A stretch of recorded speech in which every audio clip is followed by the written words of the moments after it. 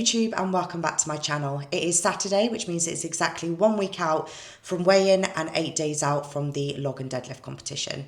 I weighed in at 65.2 this morning, so a really nice place to be 1 week out. Will not have to change much at all, but I'm going to go into sort of cutting weight methods and stuff like that later on. It is my last proper session today, so I've got legs, which I always do on Saturday, so pause squats, some other leg accessories and sandbags, and then next week will just be sort of 2 lighter movement sessions, so yeah, just keeping moving. I don't tend to do much on my deload sessions, definitely won't be doing any deadlifts, maybe a little bit of light log, but we will see what Katie gives me. So yeah, feeling really good. I am going to finish my coffee and then do some steps on the walking pad, have my breakfast and then get to the gym. So did 15 minutes on the walking pad and now about to have my breakfast. I've actually combined meal 1 and 2 together today just because I had a slow morning, so don't really have time to separate them as 2 meals. So I've got my oats, which is the same amount as I posted earlier in the week. And then I've got my bagel with blueberry jam sandwiched in there as well.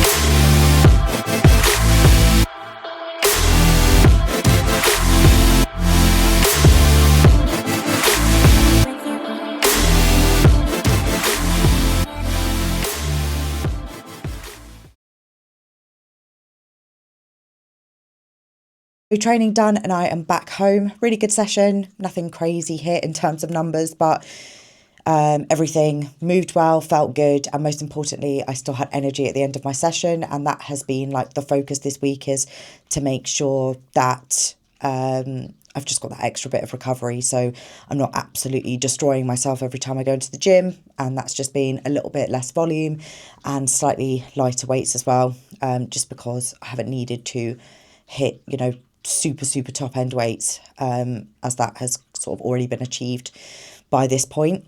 Had my post-workout meal and still on the same food as I was on, but now that last session is done I will start to look at taking down my carbs, but I'm going to play this on a day-by-day basis.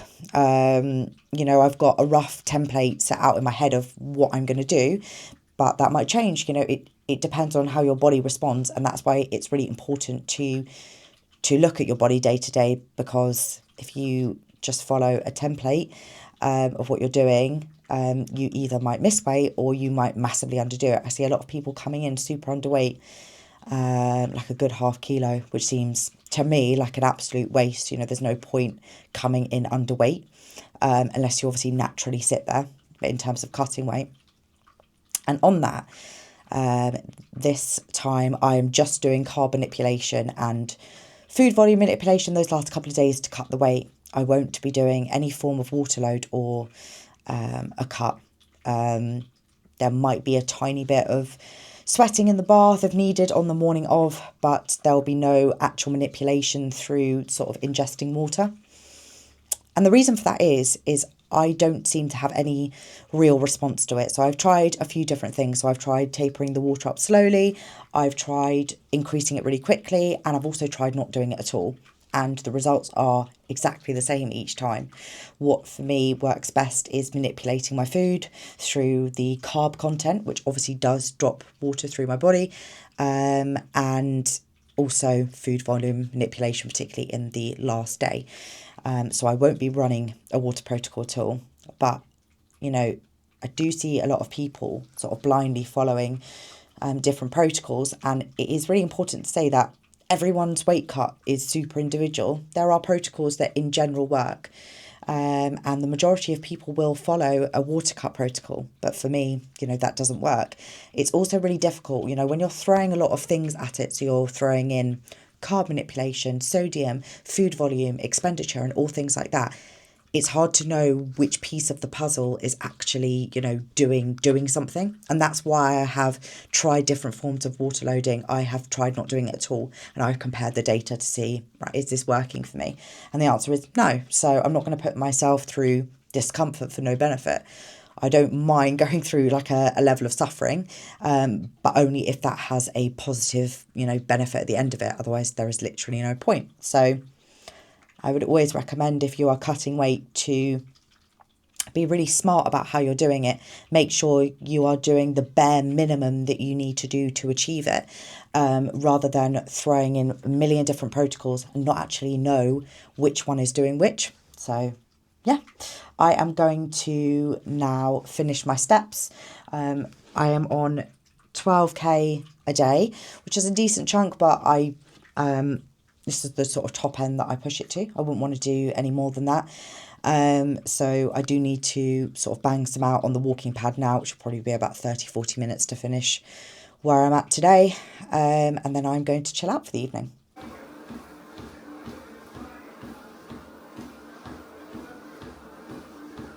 Done all my steps, a few bits of housework and stuff, nothing particularly exciting, and going to sit down and have my dinner now, which is the salmon, potato and greens meal. And then I'm going to do very, very little for the rest of the evening. I try to like have a chill out afternoon, evening, and that just tends to be on the Saturday now. I used to have a really lazy Sunday, but with doing nutrition work, that day is taken up with client check-ins, you know, building nutrition plans, updating plans and stuff like that. So Saturday has become my sort of chill out afternoon after training. So yeah, I'm going to eat this, watch a bit of TV and snuggle up with the cats.